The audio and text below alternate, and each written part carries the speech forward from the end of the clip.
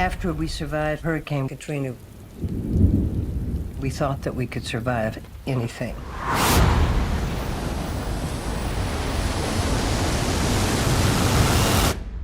And we were wrong. They found 45 dead bodies there. Now, does that make any sense to you? I'm under a great deal of pressure to look into what happened. There were 5 days, the most ungodly conditions. We are getting all of these patients out of here. We are nurses, and we're gonna get it done. As long as we don't get left behind. We have to be realistic about the situation. There is nothing else to do for them except to make them comfortable. So what are we talking about? They asked me to look into the deaths at Memorial Medical Center. And the Attorney General's office is focusing their investigation on you. They're suggesting that some of their patients' lives may have been ended. I am sure that patients do not suffer pain. Some people were afraid of people outside of the hospital, but for me, it was the other way around. If you were given a choice between comforting a patient, possibly quickening his death, or abandoning patients to suffer a slow death, which would you choose to do? Let me say goodbye! Come on, man! Stay back! All I did was try to help people. That is all I did.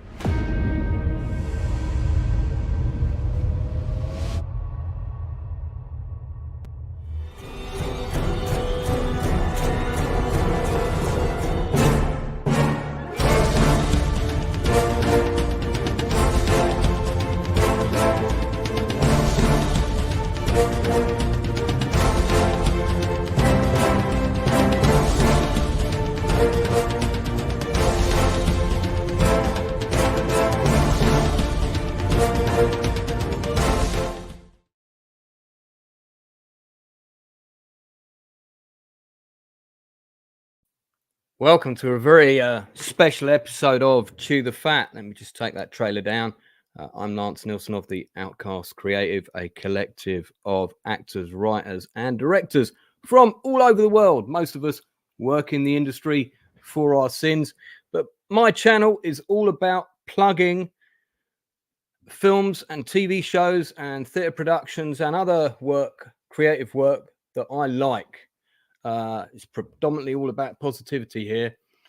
And if anybody knows me and my background, you'll know that I like my topics of social injustice. And if I watch a show and it gets me angry, that means that that show has done a good job. And nothing got me more angry in recent months than watching the show that you've just seen the trailer of, 5 Days at Memorial, which is available now on Apple Plus. It tells the true story of the Memorial Hospital during Hurricane Katrina and the 5 days after the initial storm, when the patients were stuck in the hospital during the flood and the evacuation, or rather lack of evacuation, that tried to take place.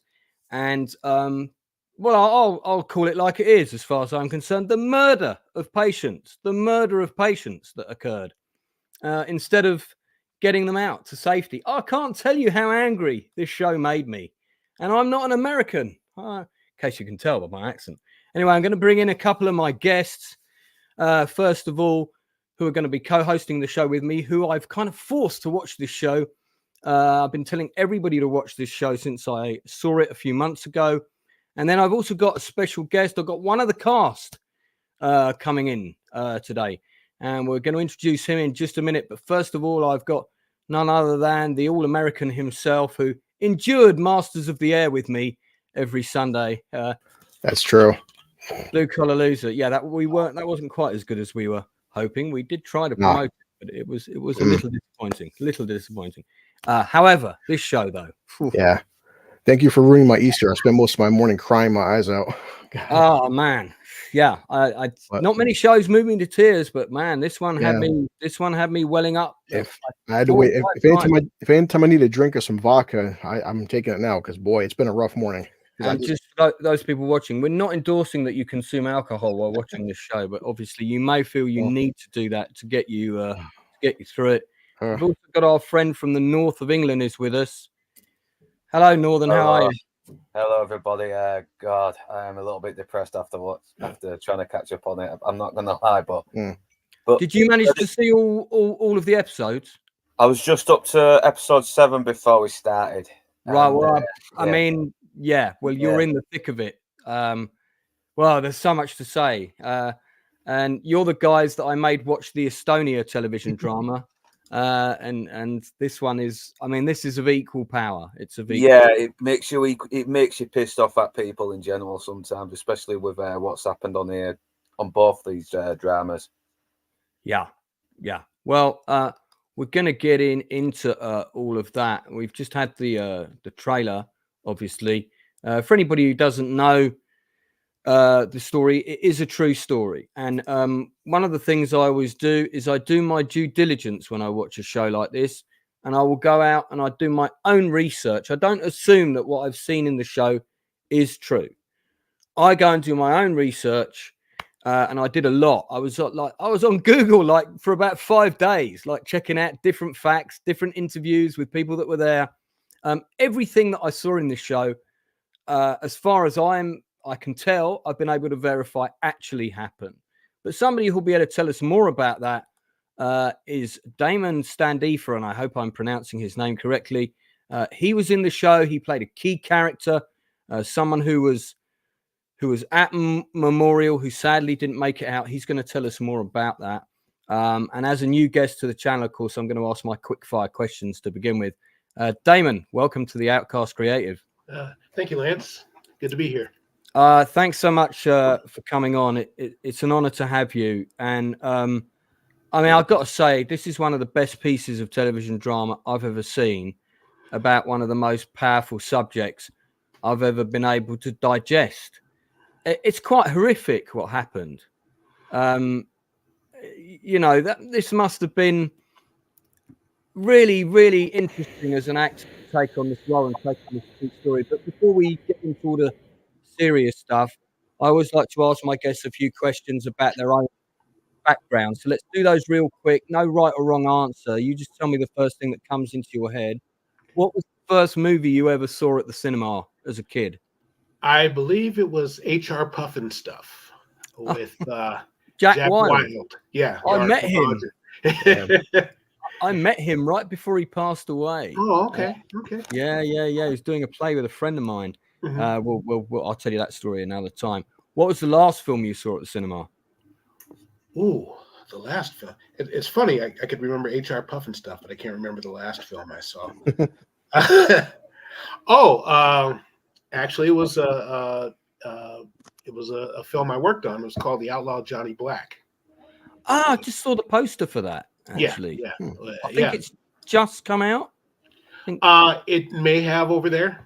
I think it came out sometime the middle of last year. Right. Here. Okay. Oh, Michael J. White. Oh my God. Yeah. We do get stuff a bit later. Yeah, well, if we have time, we can ask you about other things you've done in your career when we talk through if you have time. When we talk through it. What television show that you've seen in the last sort of, let's say, since the year 2000, that you've seen that you've gone, wow, this is groundbreaking stuff. I'd like to be in a show like that one day. Oh man. Well, there's a few. The Wire. I had a feeling you were going to say that.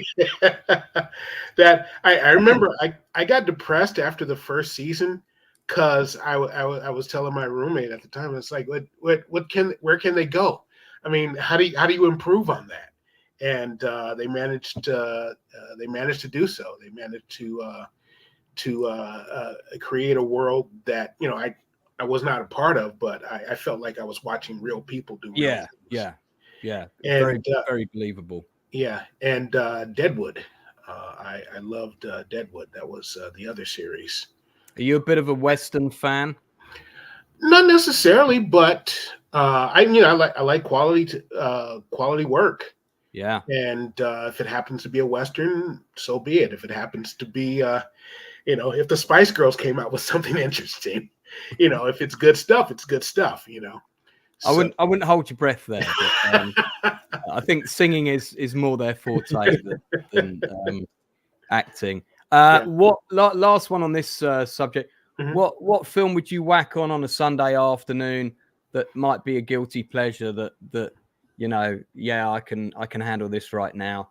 Not necessarily the most cerebral. It could be a Chuck Norris movie, or do you know what I mean? Yeah. Guilty pleasure film. Oh man, film. Off the top of my head, I can't think of anything. I enjoy watching House with Hugh Laurie. Love that show. As in the TV show. The TV show, yeah. I can't think of a film, but I like watching House because Hugh Laurie is just great. Yeah, that show made his career. I mean, yeah.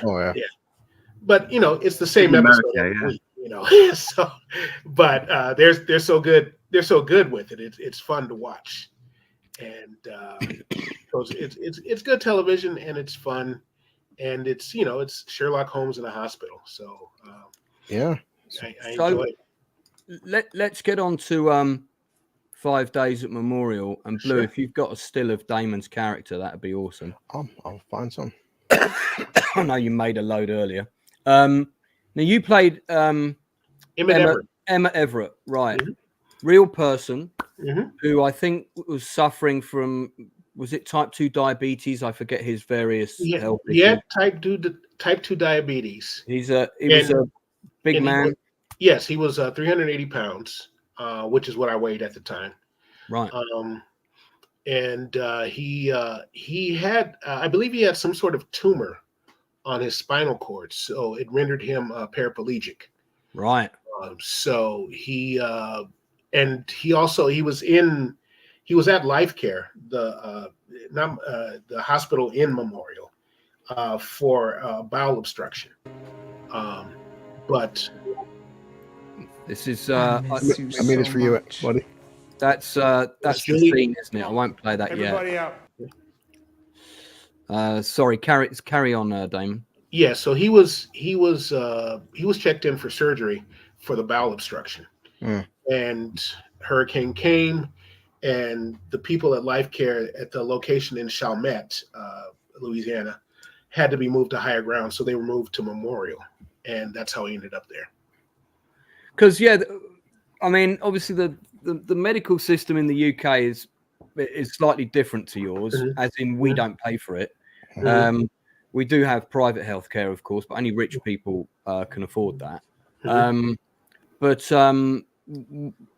in this hospital, it was quite an unusual setup. There was more of a standard hospital, but then within that hospital, on a different floor, there was like a different hospital with a different name that your character was in. Right.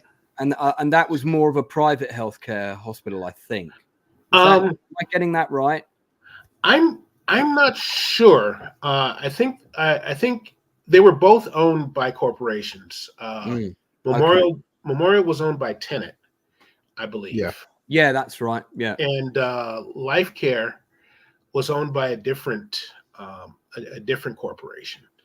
And to what I mean, Emmett Everett was not the type of person who would be able to pay for his medical expenses. So I believe he was on Medicare, but I could be wrong on that. Medicare is the government assisted insurance for people under a certain income. But I'm not sure. This is you in bed. Various stills. on the set. Yeah, thank you for that. This actress, by the way, was fantastic. Oh, Julianne Emery, she's great. Yeah. She's all over the place. Yeah, I was doing in chronological order. Sorry, the stills.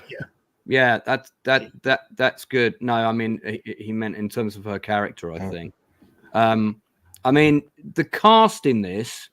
are phenomenal. I mean, not just the fact that you have got some big names, but everybody in this show, the acting is just an unbelievable standard. It's Oscar standard, I would say. Oh yeah. You know. Yeah, there was so much great work. You know, it's hard. Nobody really stood out because you felt like you were watching reality. Yeah. So it was like, everyone was good, and I think it was one of the best experiences I've had on a show. Wow. It's really wonderful. I've seen pictures of the exterior set that they built. They had this massive pool that contained water. Then they had tanks of water where they could flood the basement set. We kind of saw that stuff happening in the trailer at the beginning. Incredible, to have that kind of setup to recreate this was amazing. The attention to detail in production design was quite incredible. As an actor, it must have felt quite immersive, I would have thought, in terms of getting into the role, being in the set, feeling like you were really there. I saw how they filmed, for example, that shaking walkway, and they had wind machines and it was really moving. So the actors said it was genuinely terrifying. Did you get a real sense of what Everett went through when you were filming this, or was it just another job? I mean, I can't imagine it just feeling like another job. Well, at the time, I felt a kinship to Everett because, at that size, one of my biggest fears. I live in Los Angeles, so we're prone to earthquakes. Yeah. And one of my biggest fears is like being in a hospital or being, in surgery or something, and the big one hits, or the big one hits and you're trapped inside, and I realize how difficult it'd be for a fireman to, drag me out of there. So there was a very real fear.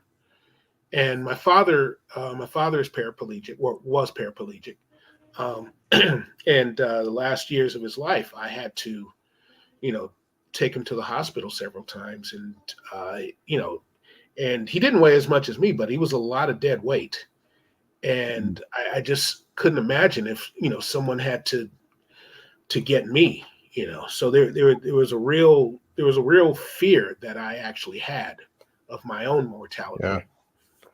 In being in that situation, so I could, obviously fortunately I have not been in that situation, but I could understand, the fear involved, and I thought that Emmett was the type of guy who was very affable, and probably the type of guy who wouldn't want people to make a fuss over him. So you had to, find the fear, because he's worried. He's not only afraid for himself, but he's worried for his wife. He's worried for his granddaughter. He also, I don't think it was mentioned in the book, but he also had, in the series, but he had a daughter and a son as well. So, and he was powerless to do anything for them. But he forms an attachment to Diane Robichaux. Yeah, and I felt like working with Julianne, who played Diane. She's so empathetic, and she's so sweet, and she's you get the feeling that if she hadn't gone into acting, she could be a nurse, because she just had that type of empathy. Sure. And so it was easy to form a bond with her, because on and off the set, that's just who she was. And so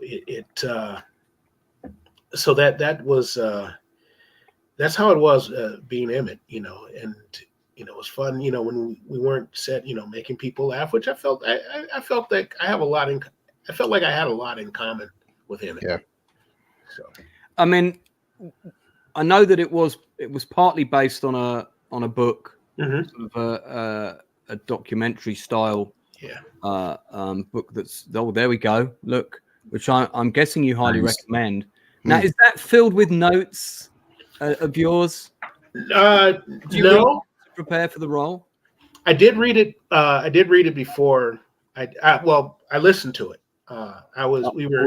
We shot in Toronto, and so I was in my, I had 14 days quarantine. So I listened to the book while I was in quarantine. And when I realized I was going to be on the show, I decided, well, maybe I should read it again. It's if you if you thought the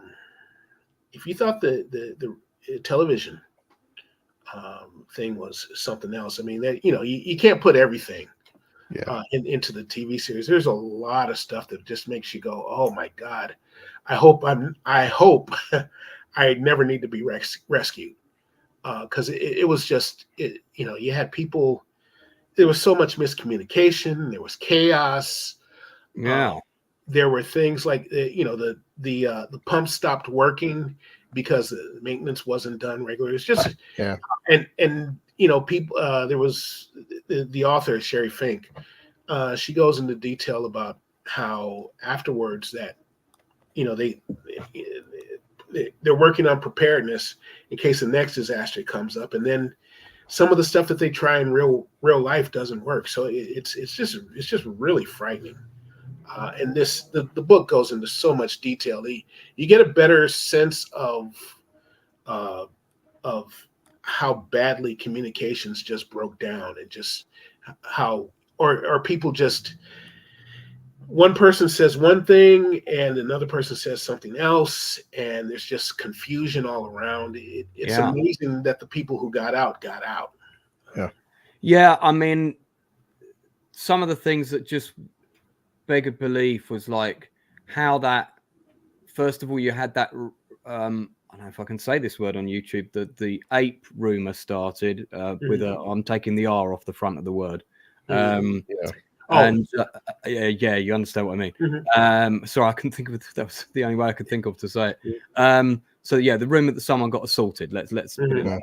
And that started like 2 guys assaulted someone who left the hospital. Then it became 20 guys gang assaulted this person. By the time it got to the next floor, that Chinese whispers thing. Then you had a doctor who had a gun on the ward and was going around throwing his weight around. Then there was people saying that we've nearly run out of water, yet when they got to the hospital, they found a whole cache of supplies that hadn't even been touched. Which was absolutely nuts. How is that? How did that miscommunication happen?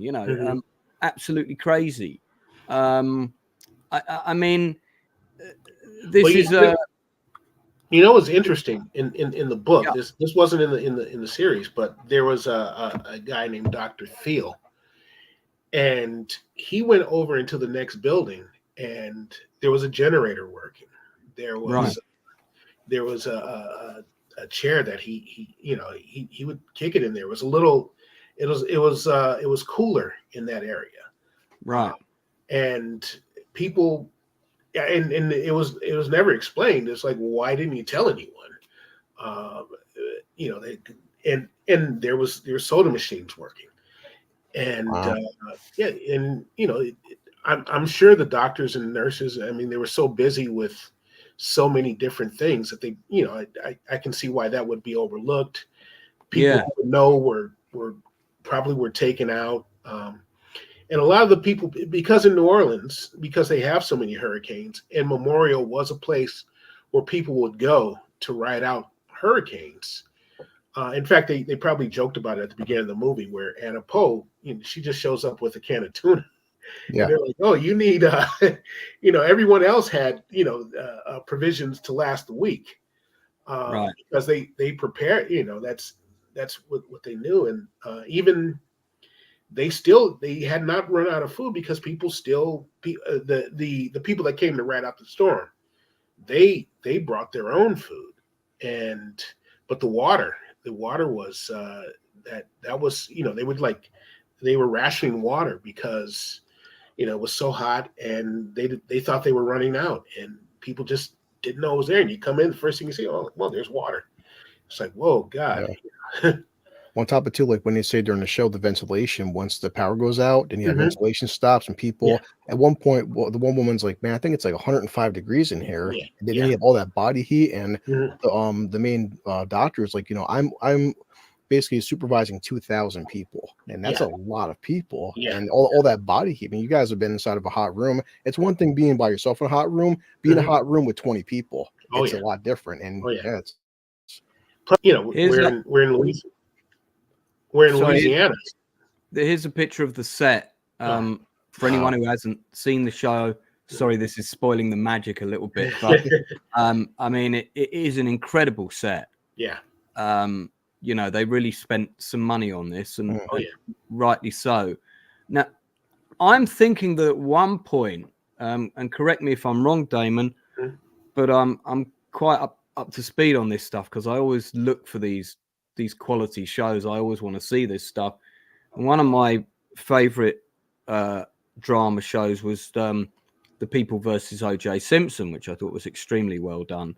And at one stage that was labeled under the season American Crime, and they've done a couple of those. And they were going to do a Hurricane Katrina one, which was going to be this, because this is an American crime as far as I'm concerned. Yeah. But for some reason that didn't happen, and I think that was because there were some legal things, and I dare say Anna Poe didn't want it to happen. Yeah. Do you know anything about that and the sort of history of getting this show made at all? Were you privy to any of that? I'm sorry, I don't know. That was above my pay grade. Before you came along, because I think it had, at one point that's what it was going to be, and that didn't happen. Eventually, Apple Plus picked it up, and we got what we got, which was great. What was the audition process like, for the benefit of actors watching? How many times did you have to come in and read for this role? Well, that was during COVID. So we didn't do self tapes. I'm imagining. Yeah, we didn't do any. We didn't do any in-person auditions. Right. It was actually it was pretty easy. It was one of the easier auditions I had. I sent in the original self. There you go. Yeah. Nick's has seen the film. I did the audition, and I don't even think I had a person read with me. I think I recorded the dialogue from the other actor, right? And then I just kind of timed it, and so I got a call back, and they gave me a slight adjustment. They wanted me to be friendlier and more bit more warm and yeah. Cool. And so I did it, and I guess I nailed it. Yeah, I mean, I think it's quite important for the audience to get quite invested in your character, and I was from the very first scene. And I mean, obviously, I guess there was also a degree of them looking for a bit of a resemblance. Oh yeah. And his, God rest his soul, here's the real Emmett. Did you, once you got the part prior to filming, and this ties into a question from Nick's for you, did you do anything to prepare for the role before you got to set? We'll come on to the environment in a minute. And was there any contact with his family, his wife, for example? Or did you feel as an actor you didn't want to go that far? Or well, no, I didn't contact the family. Right. I don't think they wanted. I don't think they wanted to talk to anybody. For a lot of the people who went through this, I heard that it was traumatic for the Louisiana. The people that were in Louisiana who went through this, it was traumatic for them. For a lot of them, they didn't want to relive any of this. No, I understood. But I did talk to Sherry Fink, the writer of the reporter who wrote the book 5 Days in Memorial, and she had the interviews with Carrie Everett and their daughter, and so I looked at what they had to say about him, and I asked Sherry questions that I had.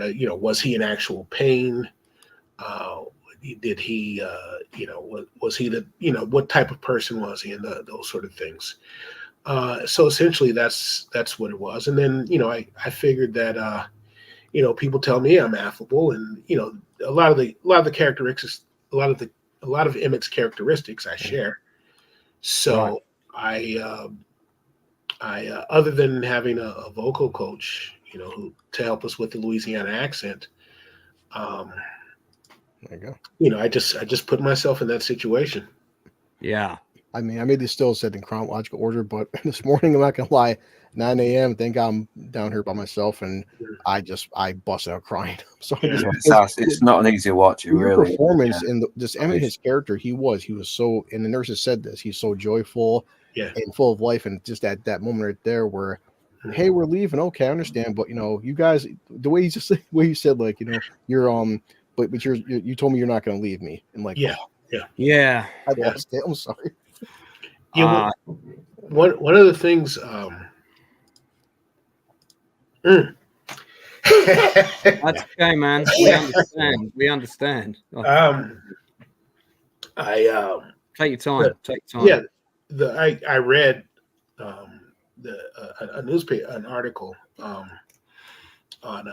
Julianne's Instagram page where the real Diane Robichaud was able to finally release a lot of the guilt that she felt, and I just you think about that, it's like all those doctors and nurses that just had to leave people behind, and even Emmett Everett, of all the people that there were several people who investigated afterwards, doctors. Yeah. One of the problems was they didn't do the autopsies till several days after. Yeah. After you're talking about 15 days in swamp-like conditions in 115 degree heat. Yeah. And so there was a concern that they wouldn't be able to find what they were looking for. And they found in the liver and the brain and in some of the organs, they found heavy doses of morphine, and I forget what the other drug was. Yeah, it's mentioned in the show. Yeah. And but even then, the people that, most of the ones that died or were euthanized, an argument could be made that they were on their way out, that they were close to death.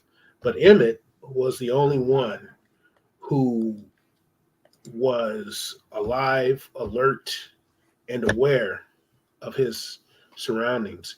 And one of the coroner, or not coroner, but one of the doctors that did the autopsy, he believed that the other 9 were murdered, but he was like the easiest to prove was Emmett Everett.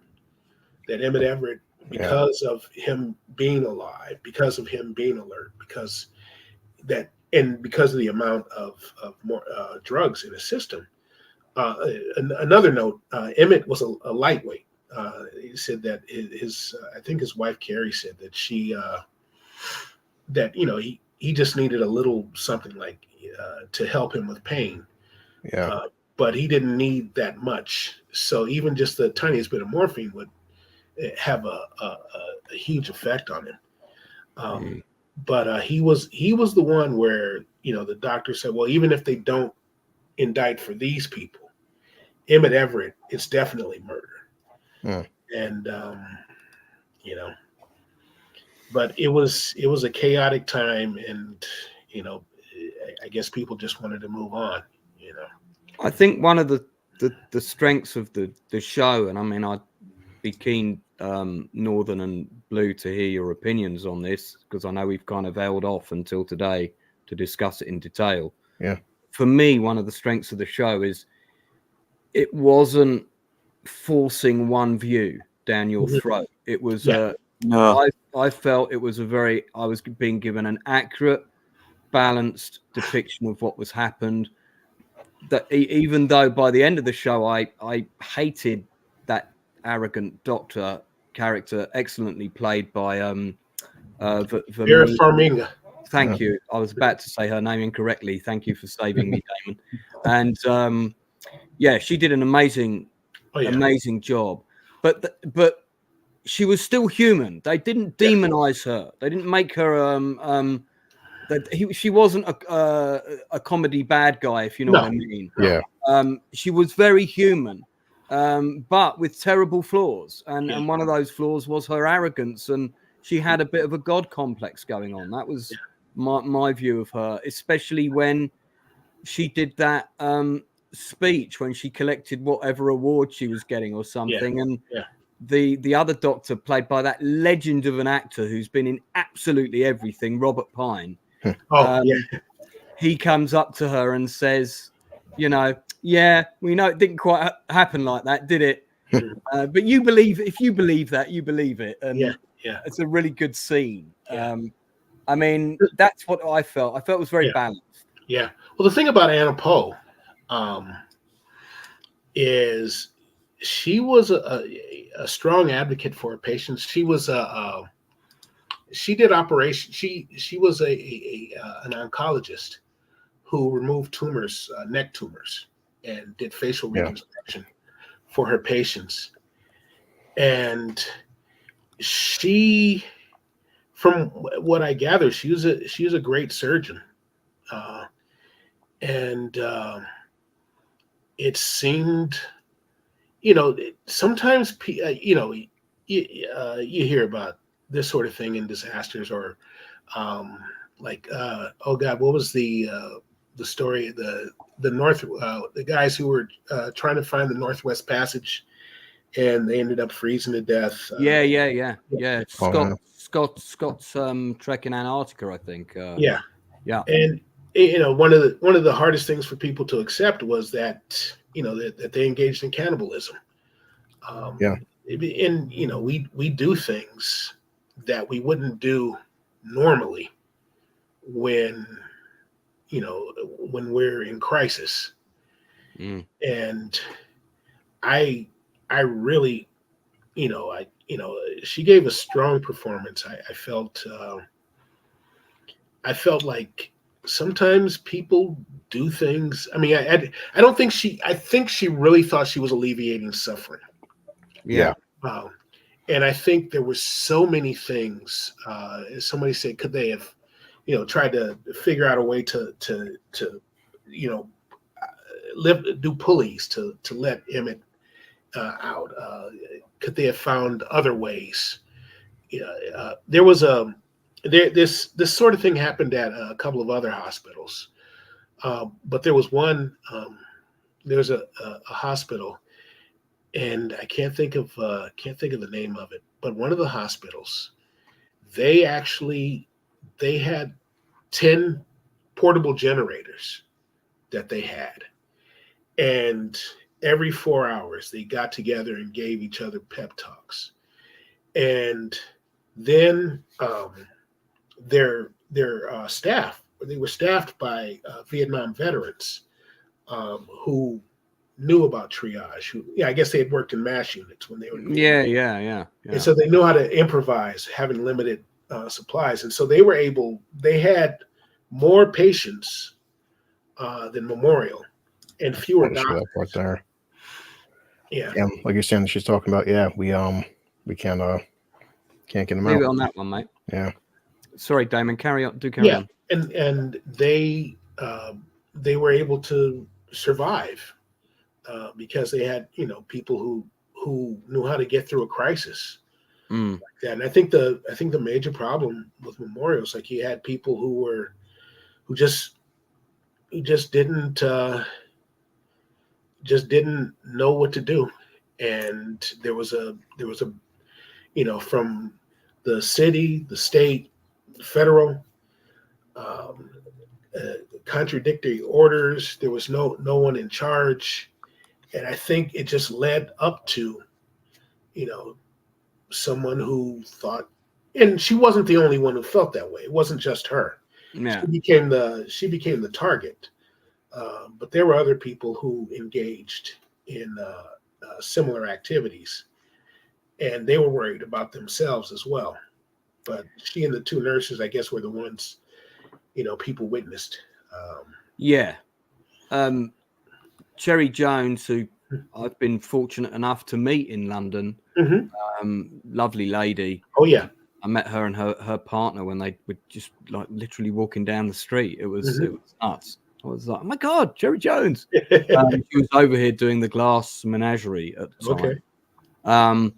There's that great scene where, she goes to turn to the hospital manual to find the evacuation plan, and there isn't one.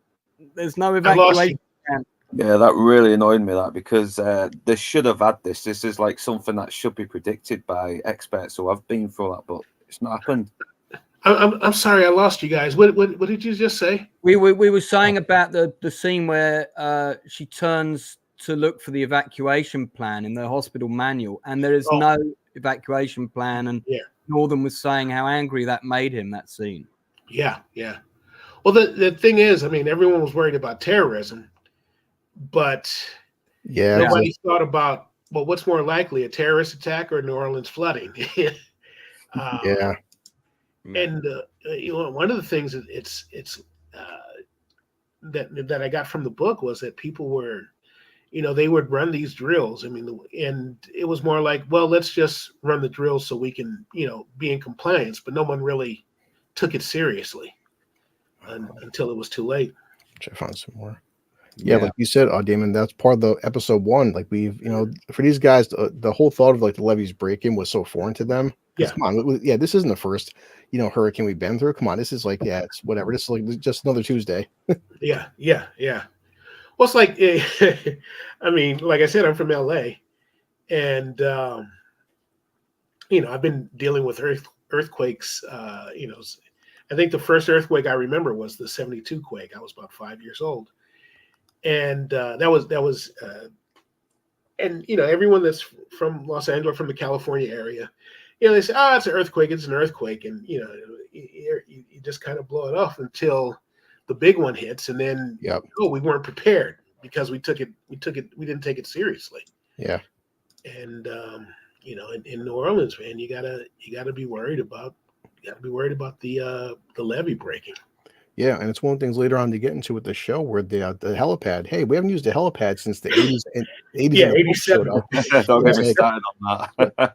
The messed part is, I used to work at a bus company in New York, and I could tell you one thing. Our bus company would get like these $100 million grants from the federal government and the state government, and even just with these massive grants, people would be amazed by things I would see as a worker. I'm like, wow, you guys haven't checked the oil in 3 months, or you guys, these tires are outdated or lug nuts. And I'm talking to mechanics and like, Chris, as mechanics, the issue we have is we're doing third shift. We're supposed to have 20 mechanics on. We have 2, and we have what they call bus cleaners.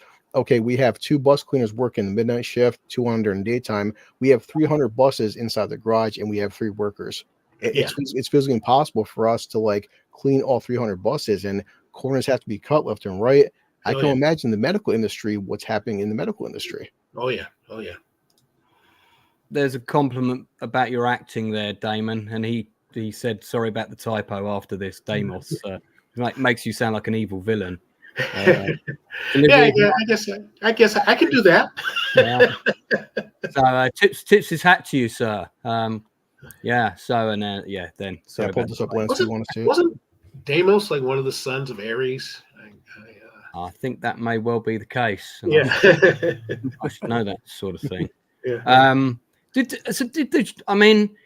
I was away when the show debuted because it came out summer of 22, right?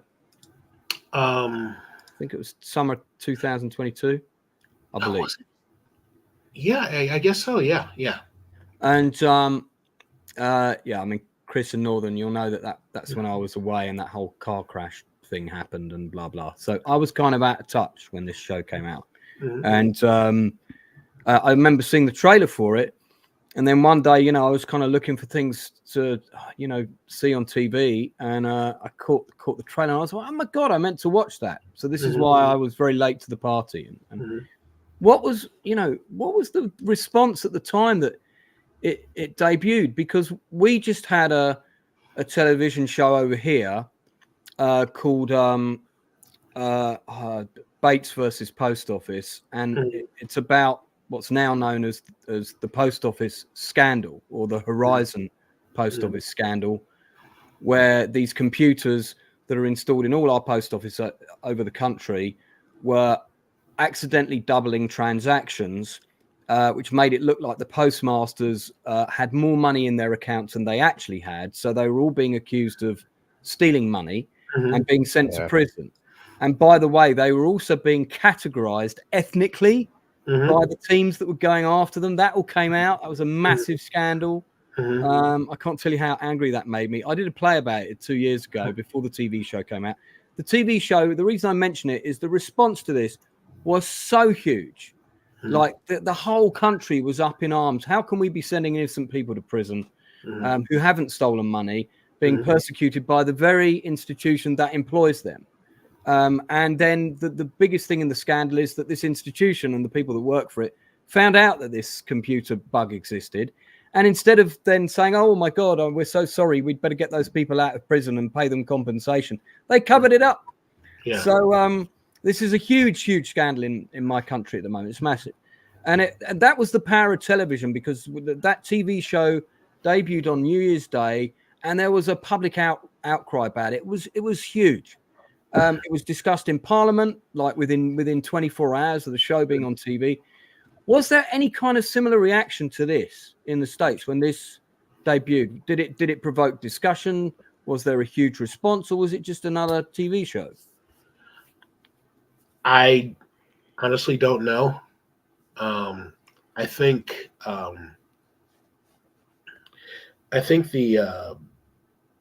around 2005, 2007, I think that's when the excitement, or that's a poor choice of words. That's when the interest was at its height. Yeah. And it was, because it was streaming, I'm not sure that people, because I would tell people in my sphere, about the show, and they're like, oh yeah, it's where is it? It's on Apple TV. Oh, and so there's so much to see with streaming. I'm not sure that back in the day when I was a kid and there were 3 networks, something like this would have a huge impact. But this would have been like the Winds of War, or maybe like Roots, something like that, because that's what everyone's watching, the same thing. And so even up until the 90s, I mean, people pretty much, there were still water cooler shows, and I'm just not sure that exists anymore. And that's because of saturation of content. There's just so much. Sorry, Chris. Go. Oh no, to like what Damon was saying, we've had this discussion on Lance's channel plenty of times that some people debate that possibly the last water cooler show would be Game of Thrones. I mean, maybe Walking Dead, but Walking Dead's kind of straight away. But it was, as much as people may have not liked House of the Dragon. House of the Dragon was HBO's #1 show, and I prefer the weekly. Hey, it's Sunday night, Monday morning. Hey, everybody, let's sit down at break room. Let's talk about House of the Dragon. And like you said, there's at this point we're so saturated with TV shows, as Jay Goodwin said.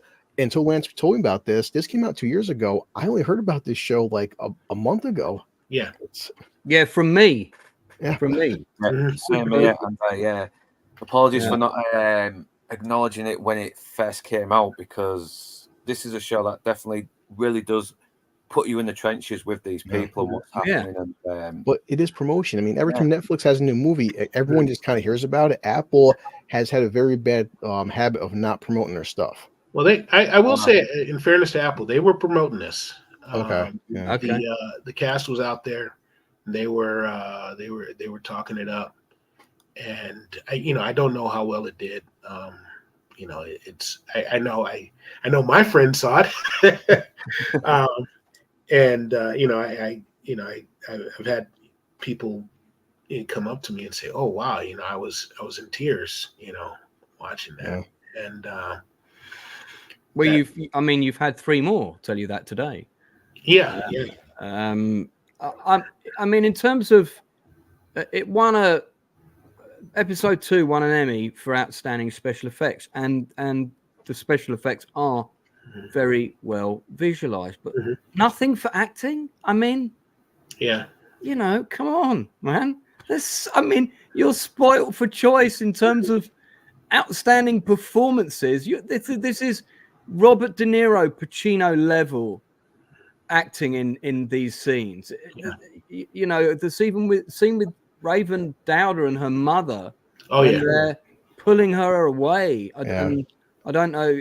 Obviously, that would have been on the same set that you were inhabiting. I would imagine. I don't know if you got to see any of that stuff being filmed. I didn't see their performance because we would chat. We would we pretty much were in the same area, and we would chat while they were doing things. But we shot in different areas at different times. Yeah, sure. But that's a gut wrenching scene, man. Oh yeah, yeah. So did you? How many days were you filming on the show?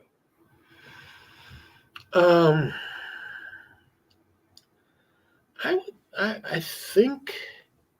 think I did 6 or 7 actual days. Right. Maybe. And you were probably booked for a bigger window. Normally booked for a month or something. Yeah, I was in Toronto for a couple of months. Right. But yeah, actual days. It was probably about 7 or 8. Just talk us through the process a bit. You get cast in the role. Presumably, you get sent some scripts. So, now, some TV, it can just be, you're expected to turn up, already be off book. There's no rehearsal.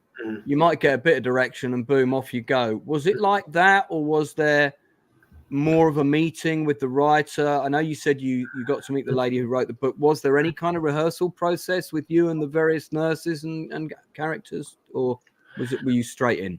Well, it wasn't straight in. We went. I think around the time that when we all kind of were out of what was it? We were in. I'm blanking. When we got to Toronto, we had to go into. It was during COVID. We had to. I can't think of the word. You go into quarantine. Quarantine, yes. Yeah, isolation basically. Yeah. So minimum chance of picking up COVID from anyone else. Right. So towards the end of quarantine for me, we had a Zoom meeting. We met John Ridley. Wow, and amazing. Yeah. And he went over, some of our stuff with us. And then later on, I got to have a conversation with him, and it was only supposed to be a couple of minutes. We ended up talking for quite a while. It was nice. We had a nice little connection. Good. And then we had the cast that was there. We had a Zoom meeting, and we talked about the book, the script.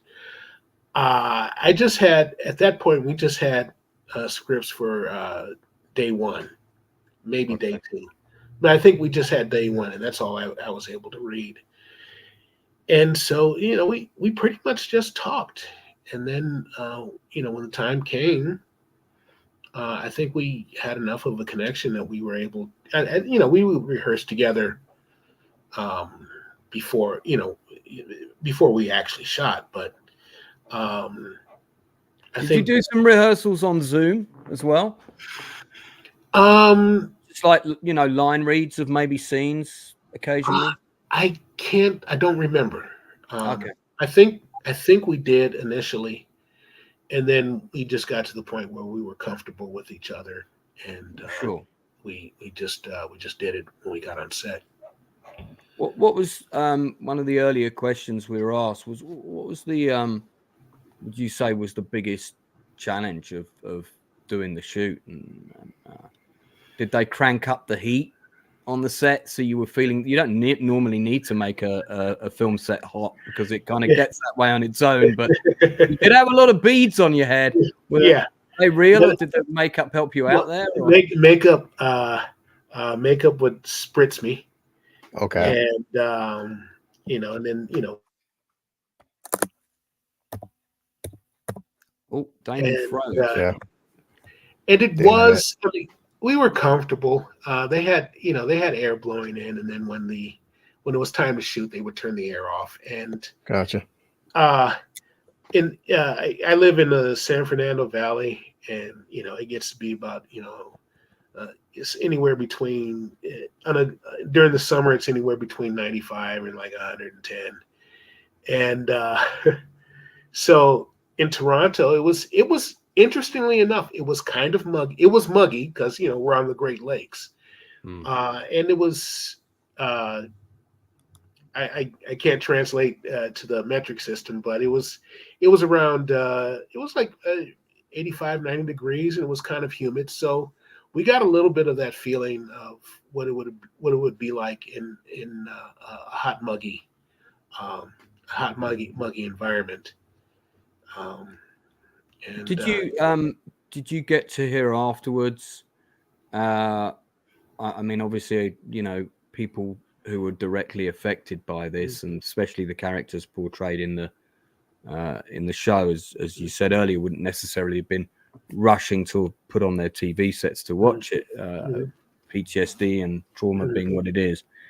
But did you get to hear any feedback from the family at all about what they thought portrayal? Because I've read stuff, and I'm pretty sure they were pretty happy with you. Yeah, from what I read. I did not hear personally from the family. I did hear that Carrie, the granddaughter, she graduated from college. Nice. And I think overall they were happy with what we did, but I didn't hear anything personally. Sure. I mean, it does come with a certain weight, doesn't it? Because I've, having done, I suppose. I'm sorry, I meant the granddaughter, not Carrie's the wife. I'm sorry. Oh, okay. Yeah. No. We got it. Because you'll do some shows where, and I think this might be right. If you're, for example, playing a Wachichi chief in Ace Ventura, that might not, a role like that doesn't necessarily come with a certain weight of responsibility. It's let's set up on set, have some fun with Jim Carrey, and go home. But then you do other jobs where, in my view, you're not only are you carrying a weight of responsibility, but that it comes with two torches. You've got that one, first of all, which you want to do right by the people who are directly affected. You want to give your best, and that I think is a good thing. It accelerates you to do your best work, absolutely. And then the second torch you carry is more of a social responsibility, where you're trying to educate people on a topic that's very important, because this should never happen again. I mean, you're in the country that's got the biggest army in the world. You could have had a fleet of helicopters coming one after another. We can invade the Middle East, but we can't evacuate people out of a hospital in our own country. That's kind of what annoyed me the most. I just thought, where was the national movement to suddenly, because the mayor was like ineffectual. He just didn't seem to do anything. Yeah. And I wondered if that portrayal of him was true. And I did my research, and it seems the portrayal of him was actually worse than what was in the film. So, but did you feel that inherent sense of responsibility with a role like this?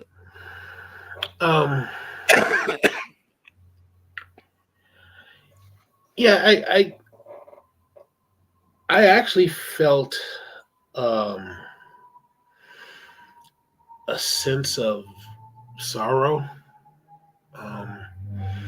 The idea that because you're basically recreating the worst time in the lives of others. Yep.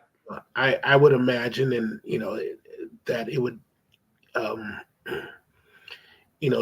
sometime when if you watch a Holocaust movie, it's like to be an actor in that would like really trouble me, because it's you have to take on the life of people who were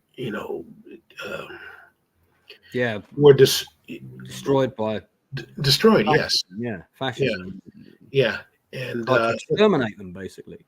Yeah. And then you do something like this, and you're talking about people who, in some cases, they're dealing with guilt. Other cases, they're reliving the loss of their loved ones. In other cases, you got people saying, I screwed up. I should have done this, or if I'd only done that, And when you think about that, and then as an actor, it's like, wow, I'm getting work. Yeah, sure. And you're a little selfish. You're like, wow, I'm getting work, and then you think, man, I'm getting work because someone died. And it's like, God, that's a horrible feeling, And so, the feelings. I mean, it's a lot different than playing the chief of the Wachati tribe. Yeah. Sacred Bat. I mean, you go home and you laugh a little bit, you have some fun, but this is like, it's kind of heavy, and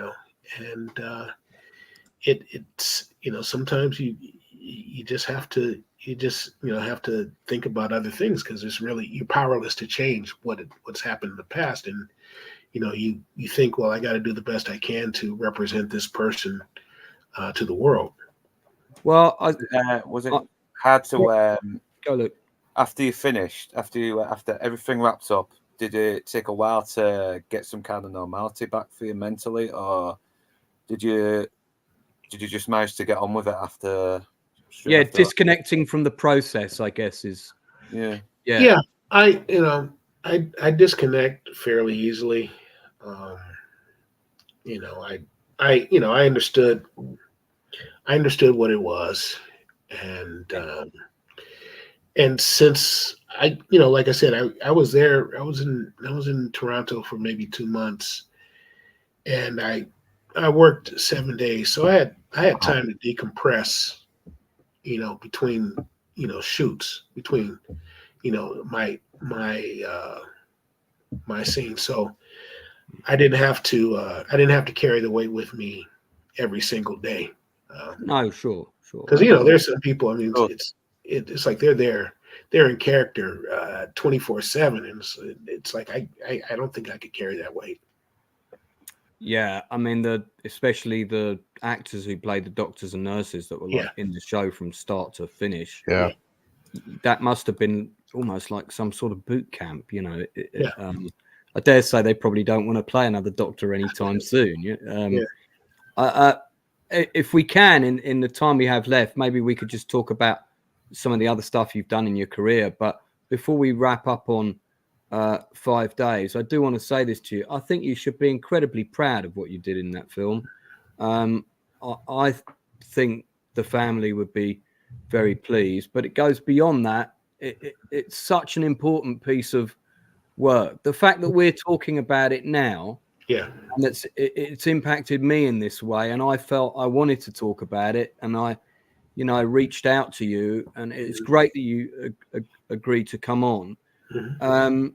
I'm hoping that more people will watch it, and the show warrants this kind of drama creates discussion, and discussion is how we move forward, and that's how we grow as a race, and how we come to treat people better, and hopefully learn, so that next time something like this happens, we react differently. And I say the collective we, humanity, not me. I'm not a Coast Guardsman or a mayor of a city, but I don't want to be doing another show about this in 5 years' time, where we're talking about another drama where all the same mistakes were made. I think work like this is so important, and the fact that it was done with such a high standard of professionalism, with just the acting, the production design, the writing, the direction, everything was just first class. If you haven't seen 5 Days at Memorial, we've got 12 people watching right now. Honestly, it's worth I think you can subscribe to Apple for a month's free trial. This is a show you should watch straight away. It's not date movie night, so it's not a sit back and kick back with beers and popcorn while you're playing with your phone. This is a show you've got to watch every minute of. Yeah. And the people that went through this crisis, honestly, you owe them your time for what they did. The thing I really like about the show is, yes, it brought out some of the worst things in people, but it brought out some of the best qualities in people as well. Yeah. And the lengths that some people went to again and again to try and rescue and save people, especially the story about the guy that came in and got his mum. He just said, "I'm taking my mum out." God, that was I wanted someone to come and do that for you. I was kind of like really rooting and thinking, "Oh man," But that scene was powerful too, Lance, because then the poor security guard, he jumps into the boat and the guy's like, "You coward! How you do this?" But I'm telling myself that at this point, these guys. He nearly killed his father with some kids, though, didn't he? So you kind of see why he did want to get out of there. He's just mentally burnt out. I couldn't blame the guy. Yeah, you kind of don't know how you would deal with that situation until you're in it. Yeah. I think it brought out the best of people and the worst of people. Yeah. And that's true of any disaster. And the show was very balanced at showing that. I thought it was really clever. And you've been in quite a few other things of my favorites. If you look back at some of the other interviews you've done, and when people have asked me what's my favorite show of the last 20 years, I always have the same answer. And it's right here. And I've got all 7 seasons of it. Gonna whip it out. Here. And that's The Shield. Yes. The angry, noisy brother of The Wire. And you were in an episode of that. Yeah. Among many other shows. But how was working on The Shield? Tell us about that. That was probably excuse me. Up until no. Well, it was one of my favorite scenes. What Power Is, that was the name of the episode. And I'm a gas station attendant who brings someone abandoned their baby in my at my gas station. I bring it into the police. And, I remember that. Yeah, I was in a scene with Julian and his partner. And it was nice. I had a and that was the first show that I ever did that I was an actual fan of at the time. So I was it was a big thrill for me. Well, I'm glad to hear that you're a fan of it, because I think it's one of the best written cop shows ever. It just the characters are so well rounded, and they all have such amazing arcs. It's a different beast from The Wire, and it kind of got overlooked because they dropped in the same year, a few weeks apart. Oh, really? Okay. Yeah. I know. I remember watching. I just didn't remember exactly the timeline. Yeah, it was in the same. Well, certainly in the UK they dropped a few weeks apart, but I'm pretty sure we got the shows around the same time as you. And I've written to the creator of that show and also to Michael Chiklis, and they both responded to me with really long replies, which was very, very kind. Damn. Because I had a huge influence on the way that I wrote scripts. It was just a really different style, but so good. And I teach script writing is one of the things I do, and I always say to people, I've got a list of shows I tell them to watch, and that's on the top. Yeah. So that was just I'm guessing that was a day shoot. Yeah. In and out. Yeah. So how did you first get into the business? Take us back to how Damon became an actor. Well, as a kid, I always wanted to act. The first play I was ever in, I was in 3rd grade, and we did A Christmas Carol. Oh yeah. And I played Bob Cratchit, and that was the first thing.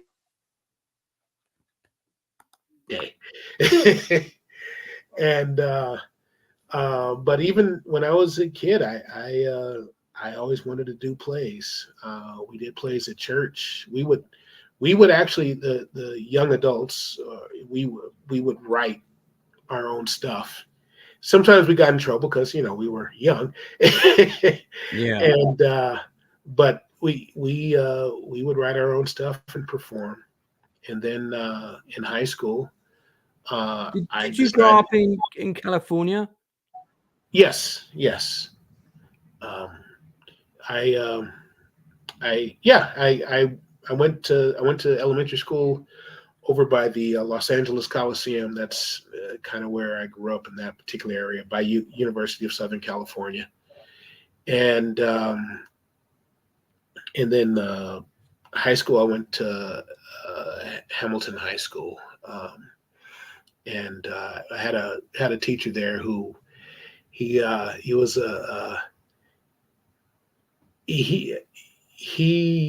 introduced a lot of us to basically black art, which was kind of funny because he was a white man, but he showed us For Color Girls Who Are Considered Suicide When the Rainbow Is Enough.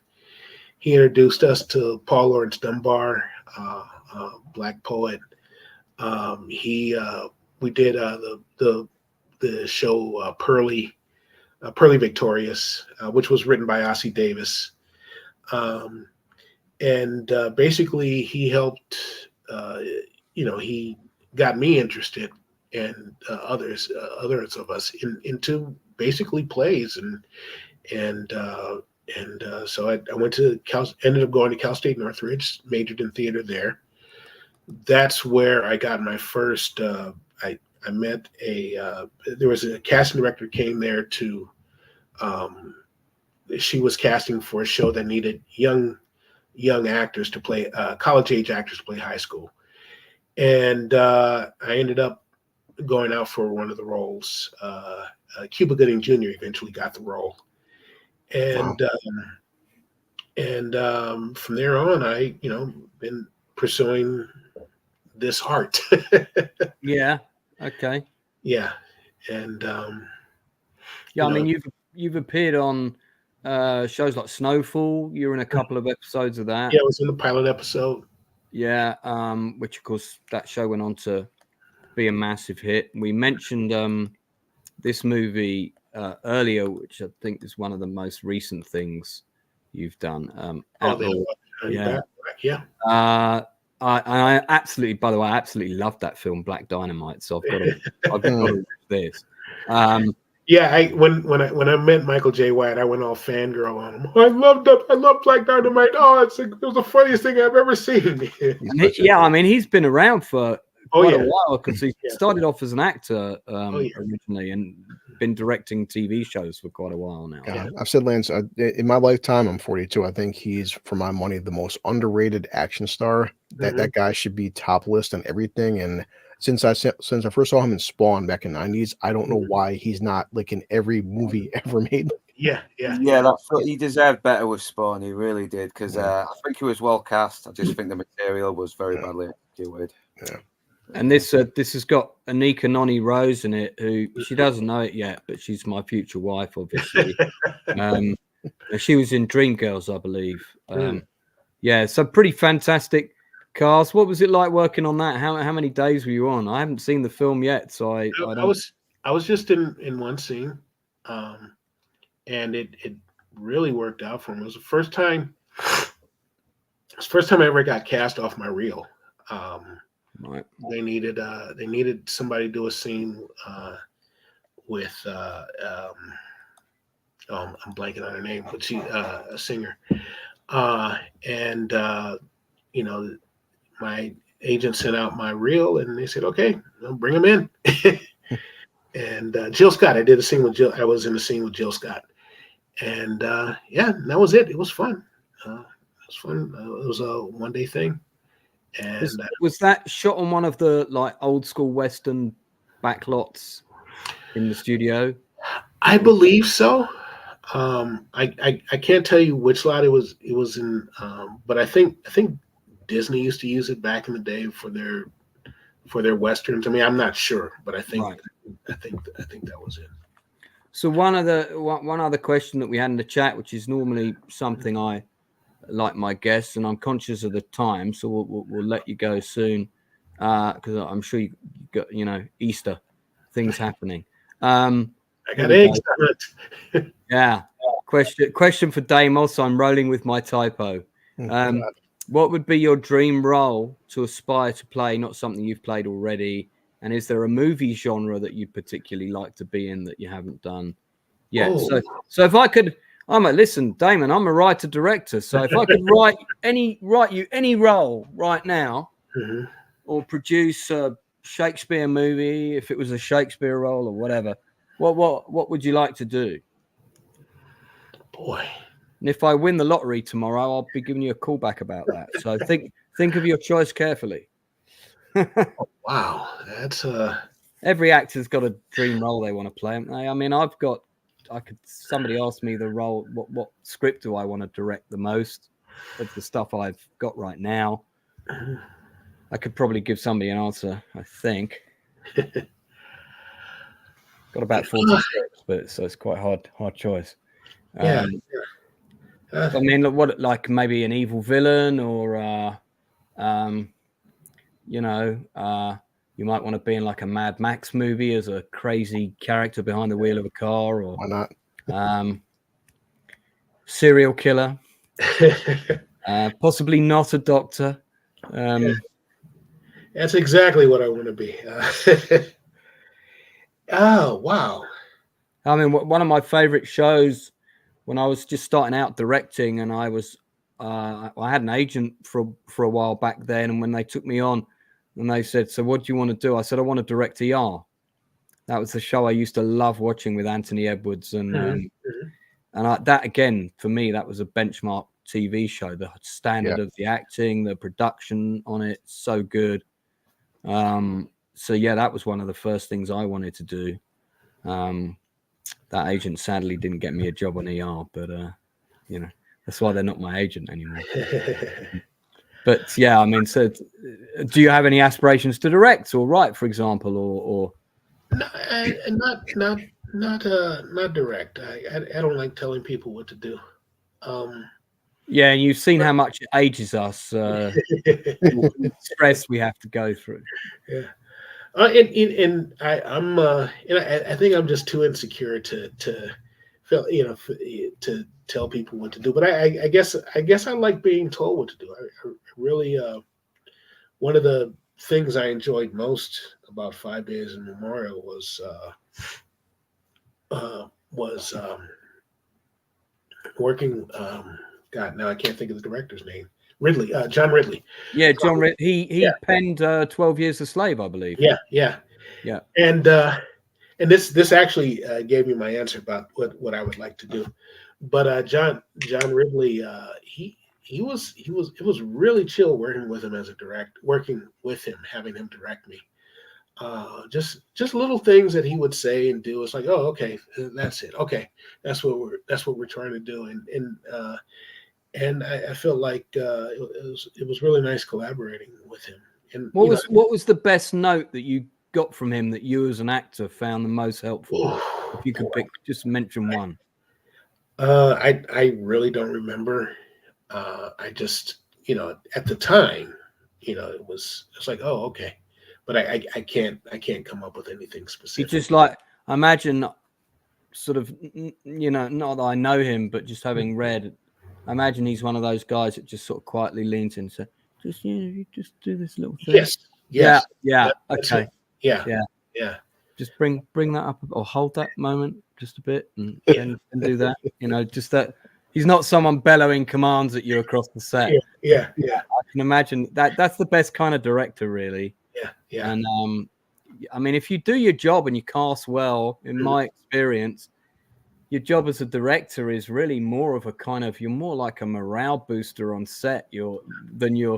And if you cast well, you don't need to do too much directing. Yeah. It's just a guy. Don't forget the catering as well. The catering's very important. Oh yeah, this is my trick question that I always ask people: who's the most important person on the film set? And everyone always says the director, and I say no, it's the caterer. It's true, isn't it? Craft services. Yes. Damon will tell you this: if the catering is rubbish, what happens, Damon, on a set? Yeah, a lot of hangry people.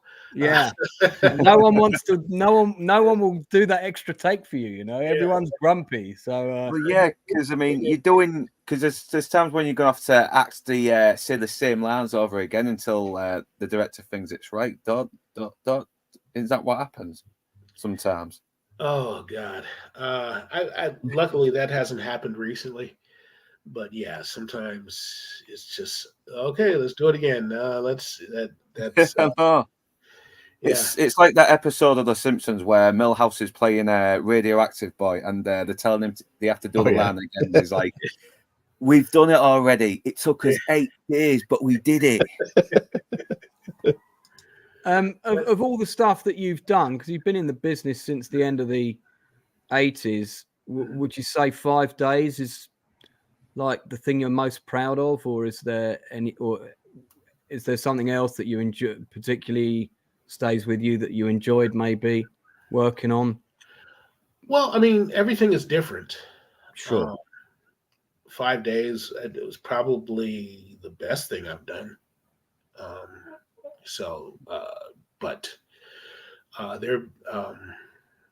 mean, I did enjoy Ace Ventura. It was fun. And I was working with Jim Carrey on that. God. The funny thing is, everyone thought he was a madman, and really he's very serious about what he's doing, and to watch him just come up with stuff, like there was a scene where there was a vegetable plate on there, and I don't remember if it made it into the movie or not, but he takes these zucchinis and he puts them on his fingers, and he starts improvising with the zucchinis, and that wasn't part of the act, and they were like, we don't have any zucchinis.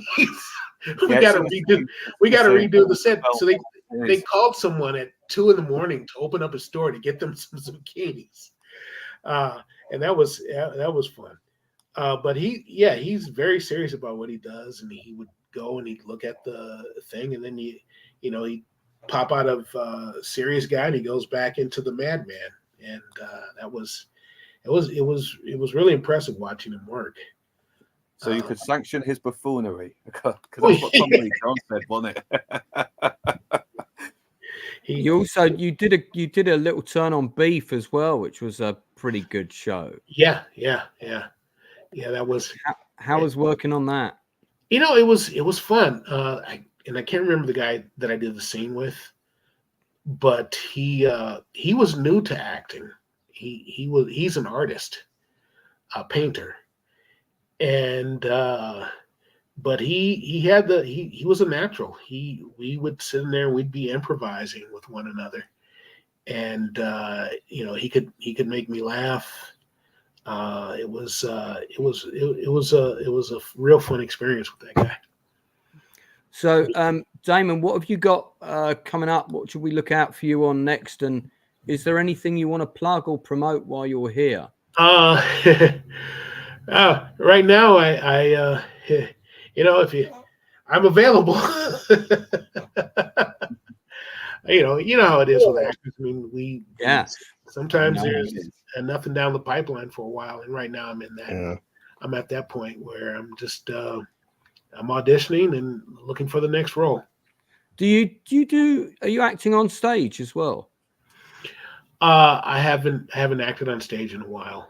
But you have been on stage. Oh yeah.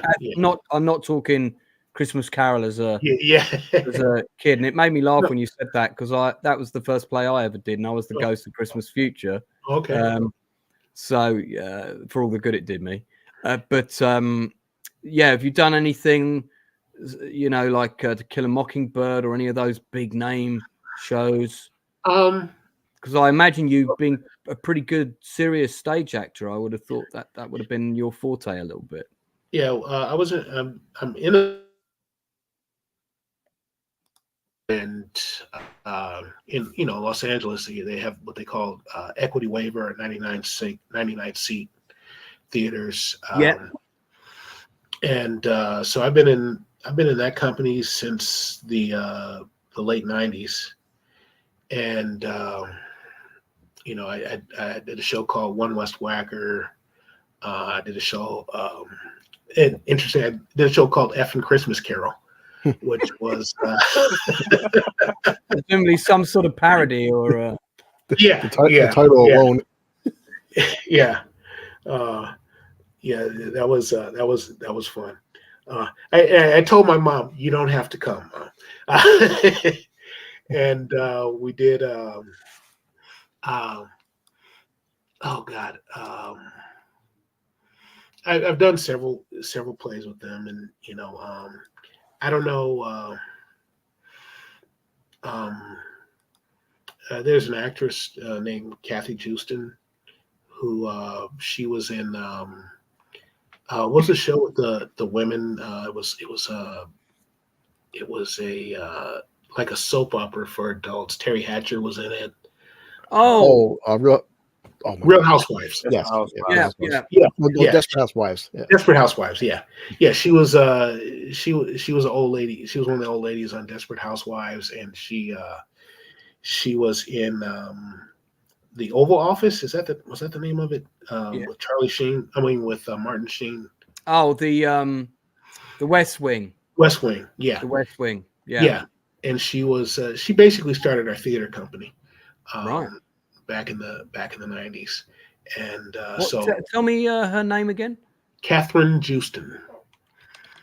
I'll see if I can. Yeah, do carry on. So she started a theater company. Yeah. She passed away a couple of years ago, but we were part of we were a theater company called Theater Geo, and then we became a theater company called Theater Neo, and she was basically the one that said, let's do this, and.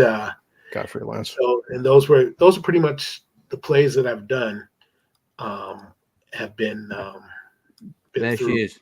Yeah, 2012. Oh, sorry. I remember this actress. She was on that episode of Scrubs as well, wasn't she? Yeah. Whereas Zach Braff is trying to save her, but she's saying, "No, please, just let me die. I've done everything. I've lived my life." And it's a pretty emotional episode. It really is. Yeah. Good actress. Yeah. So you did work with her theater company for a while. Yeah. Do you still have that street in LA? You mentioned the 99 theaters. There used to be like 2 or 3 of them in a row, like right next to each other on one street. I can't remember which street that was, but I lived in LA in 2004, and it was then, and there were 2 of them, 99 seat theaters, right next to each other, because there's not a big theater scene in Los Angeles, is there? Yeah, people come to LA to get into film and television. Yeah, it's quite a big ask. Yeah. Well, we're going to wrap it up soon. Northern and Chris, did you have anything else to ask Damon before we let him go and chase after the Easter Bunny? for me, the only thing for Damon is like, your character for the show is 100% inside of a bed. Now, I know sometimes actors say they're on set for 10, 12 hours. Are you on set the entire time stuck in a bed? Because like the past couple of days I drive for a living, I have drove 40 hours in the past 2 days. I need every hour to get up and stretch around. And like, I can't imagine being stuck in a bed for like 12, 13, 14 hours at a time, man. No, it wasn't. It was, I'd say maybe about an hour in the actual bed. But they would, when they weren't shooting me, they let me go into the green room and gotcha. Rest. I realized the type of character I'd like to play. I'd like to play a tough guy who with a good heart. I think that's the kind of guy. I mean, some people could say Michael Chiklis's character is that in The Shield. Well, he's more corrupt in The Shield. Yeah. You could play a corrupt guy with a good heart. Semi-corrupt. It makes you wonder, some of the best character actors, some of the best villains of all time, when you see this person when they're not in character, they're in interviews, it's like people get like so amazed by like they think that the actor is that character. And oftentimes some of the best villains are played by the nicest people in the world. Oh yeah. That's insane. I think it's why because they're indulging that darker side of them, something they won't do in real life. But I do have one question. Since you mentioned you like Deadwood, did you get to meet Al Brown after? Because he's in the 5 days as well. Al Brown? Yeah, Al Brown. He played Al Swearigan's right-hand man in Deadwood. He's in 5 days. No, I've never gotten a chance. I don't think I've met anyone who's done Deadwood. Well, Damon, there's still time. So, last question here from Nick's again. Clearly, your biggest fan. Any roles you regret or you'd want to redo over? Did you do Sharktopus versus Mega Crocodile or something? I would love to do that. I mean, they're quite fun movies. Yeah, you get to work with Lorenzo Lamas, probably. He's in most of them, I think. I mean, I'm assuming the actors must have fun. Those films could be dumb, but at least the actors are probably having the time of their lives, man. Well, it's not you turn up and you ham it up, don't you? You ham it up playing your colonel or whoever. Yeah, I would love to do something, where I could just be, goofy. That would be fun. I remember the guy who played the skipper on Gilligan's Island. He loved that because he usually, for his entire career, he played the heavy, and then he got to be the skipper, and it was like, man, it was so much fun. Leslie Nielsen, when he started after he did Airplane. Come on, been playing the heavy my whole career, and now finally I get to loosen up and be the goofy guy. There's a great clip of him. I'm sure it's on YouTube, but I remember it happened live. He came and did an interview on breakfast television for the UK, which was a big show at the time. This is before we had streaming, and he farted very publicly on the show, and then spent the next. Yeah, he spent the next 2 minutes going, he's like looking around like this, like as if something had happened that was nothing to do with him. It was that man could get away with anything. No, there's a whole generation of people who didn't know that he was. He always played the tough guy. Well, he's the captain of the ship in the Poseidon Adventure. Quite a short role because he goes to the bridge at the wrong moment. But well, look, Damon, it's been brilliant having you on. Thanks so much for giving us deeper insight into 5 days at Memorial. Sure. I hope a lot of people find out about it through this stream. Read the book too. Yeah, if you get a chance. Hold that for a second. Let's enlarge you. Oh, my mouse is getting stuck. What a bad timing. Hold on. Here we go. There you go. Hold up the book. There we go. By Sherry Fink. Has a lot more in there than was in the actual show itself. Fantastic. Well, Damon, thanks so much for coming on today. Because I wasn't sure if you were going to make it, and it's always, we could have talked about this ourselves, but it's far more interesting if we have someone who was in the trenches, so to speak. So thanks very much for the chat, for coming on, and watching as well. Just before we go, going to do a bit of a shameless plug here to tell people that my first play that I did all the way back in 1997, first time I'd written a play, first time I'd directed a play. It's going to be out on Amazon soon, and here's the cover. Just getting that sorted out at the moment. This is about the Hillsborough football disaster that took place in 1997. That's going to be out in about 2 weeks. And like I said, this is the first play I ever wrote. So reading back the dialogue, I was a bit like, oh, really? I could have, and I was so tempted to do a polish, but I've kept it pretty much as it is.